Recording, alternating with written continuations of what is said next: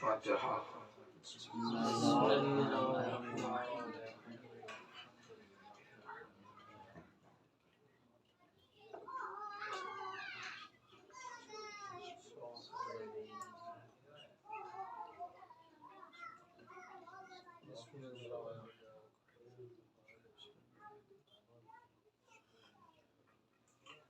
صلوات پر محمد و آل محمد۔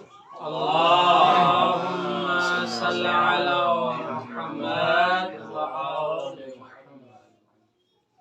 عزیزان محترم واجب القدر، آج جس عنوان پر بولنے کا موقع ملا ہے وہ سیدہ کے کلمات نورانیہ میں سے وہ جملے ہیں کہ بیوی فرماتی ہیں کہ ہماری اطاعت کو اللہ نے نظام بنایا ہے ملت کے لیے، ہماری اطاعت کو نظام قرار دیا گیا ہے اس ملت اور مذہب اسلام کے لیے، اور ہماری امامت امان ہے تفرقے سے بچنے کے لیے۔ یہ دو جملے ہیں جن پر بات کرنے کی توفیق عطا ہوئی ہے۔ بس چند گزارشات ہیں آپ کی خدمت میں، انشاءاللہ اس کے بعد آپ کی زحمت تمام کر دوں گا۔ صلوات پڑھ دیں محمد و آل محمد کے ساتھ۔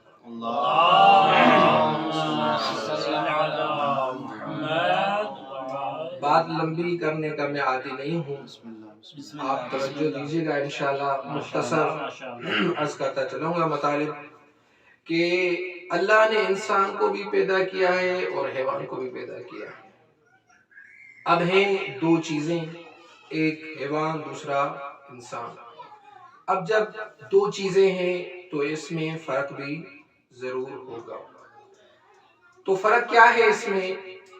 علماء لکھتے ہیں کہ بہت سارے ان میں فرق ہیں۔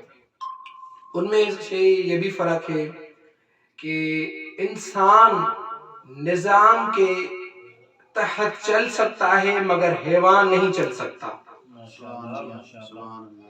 نظام پر انسان چل سکتا ہے، حیوان نہیں چل سکتا۔ مستقبل کے لیے کوئی سسٹم بنا سکتا ہے انسان اپنی فلاح اور بہبود کے لیے، مگر حیوان نہیں کر سکتا۔ تو یہ فرق ہے۔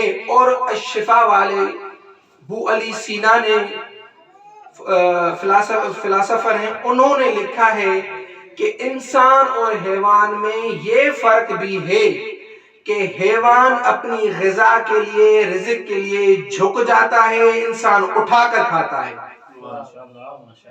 توجہ دیجیے گا، یعنی جو کچھ لقموں کے لیے جھک جائے اسے حیوان کہتے ہیں، اور جو نہ جھکے اسے انسان کہتے ہیں۔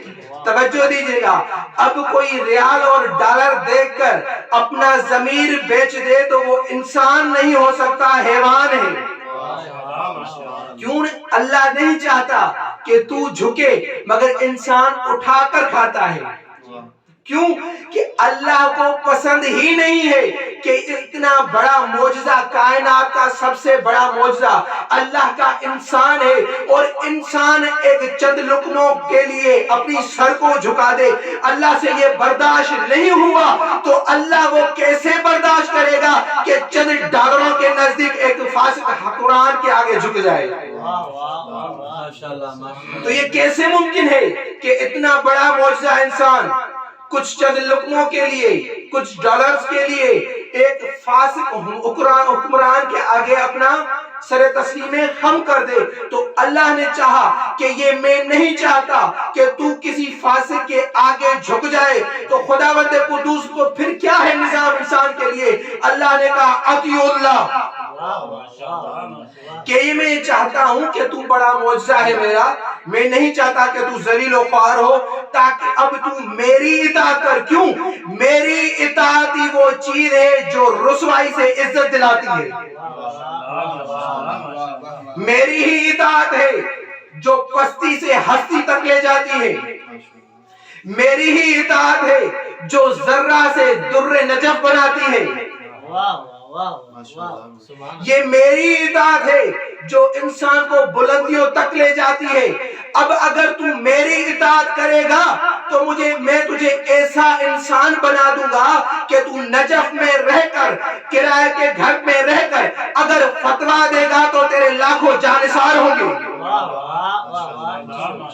تیری فتویٰ پہ لاکھوں کروڑوں انسان نکلیں گے، تجھے اتنا اعلیٰ بنا دوں گا۔ اب جب تو میری اطاعت کرنے لگے گا تو ساری اطاعتوں سے تجھے بے نیاز کر دوں گا۔ کیوں اطاعت چاہیے؟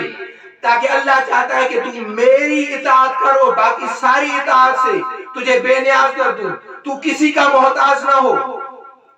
اب جب ساحر آئے فرعون کے آگے ایک ولی اللہ سے لڑنے، تو کہا اگر ہم غالب آ جائیں تو ہمارے لیے کوئی اجر اور ثواب ہے یا نہیں؟ تو اس نے کہا ہاں، کیوں نہیں، اگر تم غالب آ گئے تو تم میرے مقرب بن جاؤ گے۔ یعنی مقرب یعنی ہر چیز تمہیں ملے گی۔